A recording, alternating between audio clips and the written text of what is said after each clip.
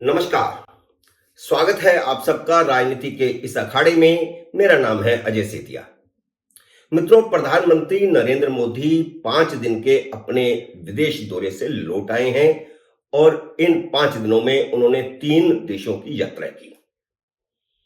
प्रधानमंत्री नरेंद्र मोदी के इस बार के विदेश दौरे में खास तौर पर विदेशी मीडिया में चर्चा हुई या नहीं हुई, लेकिन भारत में खूब चर्चा हुई। लोग तो यहां तक कहते हैं कि विपक्ष ने संसद भवन के उद्घाटन का मुद्दा विदेशों में उनकी लोकप्रियता से चिढ़कर उठाया। विदेश दौरे में मोदी को उम्मीद से ज्यादा मिले सम्मान की चर्चा भारत में ज्यादा न हो, इसलिए विपक्ष ने उद्घाटन के बायकॉट का शिगूफा छोड़ दिया ताकि लोग अब कुछ दिन उसी पर अपना सिर खपाएं। खैर, यह सवाल उठा तो लोग भी गड़े मुर्दे उखाड़ने लगे।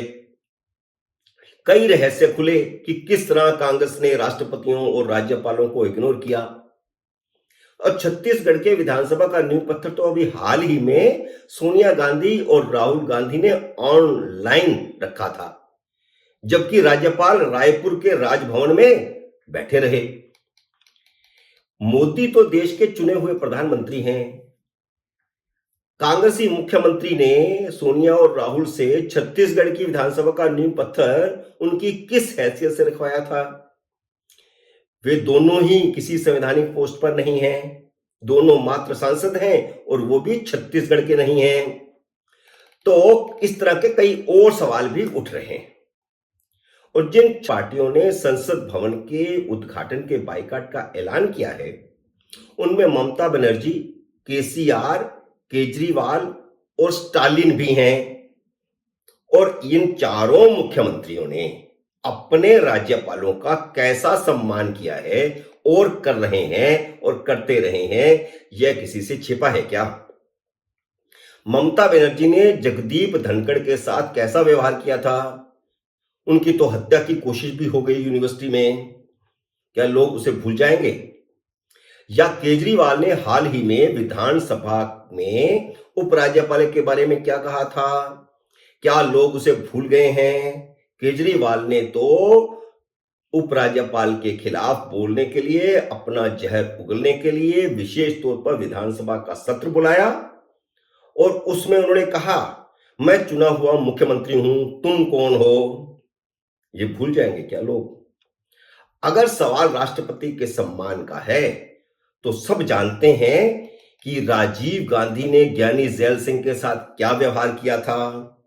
उनको वह रिपोर्ट देनी भी बंद कर दी थी, जिसकी परंपरा भी रही थी और जरूरी भी होता था। इंदिरा गांधी की हत्या के बाद जब ज्ञानी जैल सिंह उन पर दिल्ली के दंगों को रुकवाने के लिए फौज बुलाने के लिए कह रहे थे, वे बड़े खफा थे क्योंकि सिखों की उनके गलों में टायर डाल करके आग जलाई जा रही थी।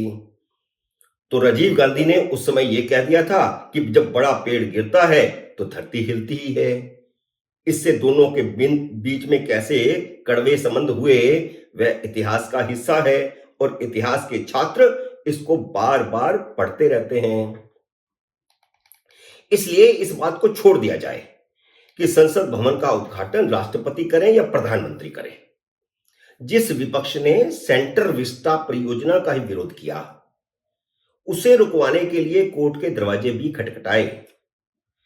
संसद भवन बनाने का विरोध किया, जबकि करीब 30 साल पहले जब नरसिम्हा राव प्रधानमंत्री थे, कांग्रेस के अपने प्रधानमंत्री शिवराज पाटिल स्पीकर थे, तभी नए संसद भवन के बारे में सोचना शुरू कर दिया गया था। और उस समय के संसदीय कार्य मंत्री गुलाम नबी आजाद ने अब यह खुलासा किया है कि इस संबंध में 2-3 बैठकें भी हुई थी।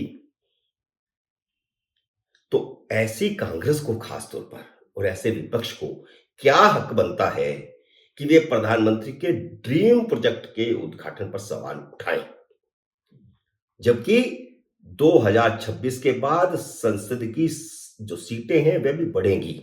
लोकसभा की सीटें भी बढ़ेंगी, राज्यसभा की सीटें भी बढ़ेंगी और सही समय पर उन्होंने नया संसद भवन बनवाया। कल तक तो ये विपक्ष के नेता संसद भवन के निर्माण का विरोध कर रहे थे, अब उद्घाटन पर सवाल उठा रहे हैं। लेकिन विपक्ष के इस विरोध को 4 दलों के अध्यक्षों ने पंक्चर कर दिया है, जिनमें 2 नवीन पटनायक और जगनमोहन रेड्डी तो मुख्यमंत्री हैं। इसके अलावा चंद्रबाबू नायडू और सुखबीर सिंह बादल ने भी उद्घाटन का न्योता स्वीकार किया है। इन चारों दलों के राज्यसभा में 19 सांसद हैं। तो यह भी साफ हो गया लगते हाथ कि दिल्ली के अध्यादेश का बिल बिना किसी बाधा के पास होगा। 238 के सदन में अध्यादेश के पक्ष में अब 129 सांसद हो गए हैं। संसद के उद्घाटन ने केजरीवाल की भी घंटी बजा दी। हम मूल बात पर आते हैं। मूल बात यह है कि विपक्ष मोदी को विदेश दौरे में मिले एक्स्ट्रा ऑर्डिनरी सम्मान से परेशान है। वे इसे छिपाना चाहते थे, इसलिए संसद के उद्घाटन का मुद्दा उठा दिया। लेकिन मोदी विरोधी मीडिया ने वह काम पूरा कर दिया जो विपक्ष छुपाना चाहता था। मोदी विरोधी मीडिया ने नेगेटिव प्रचार देने के लिए खूब शोर मचाया कि सब कुछ मैनेज्ड था। संयम नहीं होता मोदी विरोधी मीडिया को, लेकिन क्या मैनेज था? पापुआ न्यू गिनी में जिस तरह वहां के प्रधानमंत्री ने उनके पांव छुए, क्या उसे कोई मैनेज कर सकता है? क्या भारत की कोई टीम जाकर किसी देश के प्रधानमंत्री को कह सकती है कि जब उनके देश के प्रधानमंत्री वहां पहुंचे तो वह उनके पांव छुएगा? उससे पहले क्वाड की मीटिंग के दौरान अमेरिकी राष्ट्रपति जो बिडेन ने जिस तरह नरेंद्र मोदी को गले लगाया और उनसे कहा कि आप अमेरिका में इतने ज्यादा लोकप्रिय हैं कि मुझे आपसे ऑटोग्राफ लेना चाहिए, क्या यह छोटी बात है? क्या यह मोदी ने मैनेज किया था? ऑस्ट्रेलिया के प्रधानमंत्री ने जिस तरह खुले स्टेडियम में मोदी का सार्वजनिक सम्मान समारोह रखवाया, क्या ऐसा हर प्रधानमंत्री के लिए होता है? ऐसे कितने सम्मान समारोह में बोले थे मनमोहन सिंह? और इस सम्मान समारोह में भले ही भारतीय ज्यादा रहे होंगे, लेकिन विपक्ष के नेता थे, पूर्व प्रधानमंत्री भी मौजूद थे। इसलिए यह कहना कि यह मैनेज्ड था हास्यास्पद है। और आपने देखा जो वहां पर भीड़ थी, भले ही ज्यादा भारतीय थी, उनका जोश देखा। क्या ऐसा जोश कभी किसी अन्य प्रधानमंत्री के लिए देश से बाहर देखा गया था?